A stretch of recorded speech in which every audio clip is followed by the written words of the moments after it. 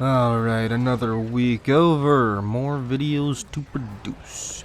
Incredibly light week, thank God. I'm a bit tired. Uh, but I have started playing the Soul Beast in Gun Guild Wars 2. The Soul Beast lead spec for the Ranger, and it's fun. It's pretty fun.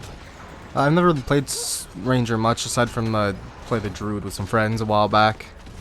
And that's all I had it at spec for, so I couldn't really use it for much since it was Druids and almost entirely support focused.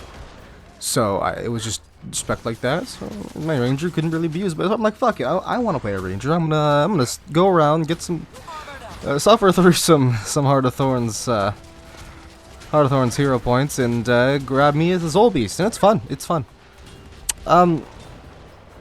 It's simpler than I thought. I thought the idea of merging with your pet, there would be more to it, like the Hollow Smith just replacing your entire hotbar or anything. But now it's actually just 3 abilities, which are good abilities, and a buff depending on which pet you choose. But other than that, it's not actually much to it. I think the dagger is a fun weapon, even though it only it's not actually much to the dagger. It doesn't really add anything to the kit. I don't think that other weapons couldn't have done. But still cool.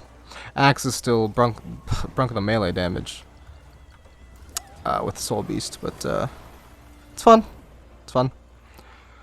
I also, while I was gathering hero points for my Ranger, I happened to join Auric Basin right before Tarir, and I was like, you know what? Fuck it. I haven't done this in a while.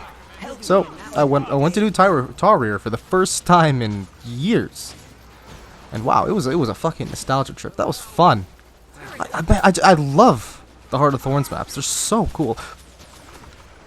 Tangled Depths is still a mess to explore, but the meta event for Tangled Depths is fun. But Tarir especially. Tarir is really cool because I love at the end of Tarir where you're just going through those chambers with all those chests and dozens of other players with you, just looting everything. Oh my god, it's so fucking cool. One of the best things about Guild Wars is that feeling of what would it be? It's that feeling of massively multiplayerness, I guess. Like of all my MMOs I've played, Guild Wars 2 makes me feel the most like I'm playing an MMO because of moments like that, running through the chamber with all those chests with dozens of other players after you all went through this big map meta event where you actually have to partially coordinate usually, and they do a pretty good job of it. It's fun. Too bad the game crashed in the middle of my looting the chamber. Gotta love the DirectX 11 beta, just introducing crashes and a lot of graphical glitches into the game. Right? I kind of sad how DX9 to DX12 proxy makes the game run better with and be more stable than the DX11 beta. But I was able to get back into the same map, so didn't get locked out. Got all my loot, and that was Guild Wars 2. That's pretty much the only thing interesting I did, other than just doing all my dailies and shit every day and the weeklies. But I was playing more Forza Horizon 5. Not much to say about that one.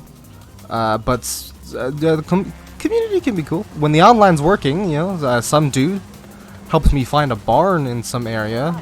I wasn't that far from the barn, but he did honk. He was honking. He's like, "Yo, come check out this barn, bro." He was following me. He's like, "Honk, honk," and I followed him. He's like, "Oh, here's the barn." I'm like, "Oh, cool. Thanks, dude." But something I've realized after playing more Forza Horizon 5, unrelated to the barn, is that the physics in the game are a bit fucky. When your car isn't upright, which can happen very frequently when you're doing jumps in sometimes odd places.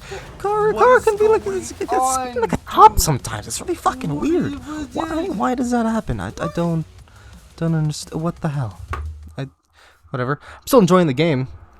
But one other issue that I have with the game, which isn't a huge issue, but it is something that I think should have been addressed, is that the map icons is incredibly fucking daunting. You get into that game and you just look at the map and look at all the uncompleted shit, and you're like, oh, I don't even know where to start. Fuck. It definitely makes the progression feel really slow when you get that many map icons as quickly as you do in that game. But again, it's a fairly minor issue. The game itself is still really fun. Last game I played last week, I know, only 3 games this week, is Halo Infinite. I haven't played a Halo game in a long time. The last time I played Halo's multiplayer was Halo 1. I didn't even play much Halo 2, despite the fact that I did play the campaign for Halo 2. Halo 1 was the last multiplayer that I was really into.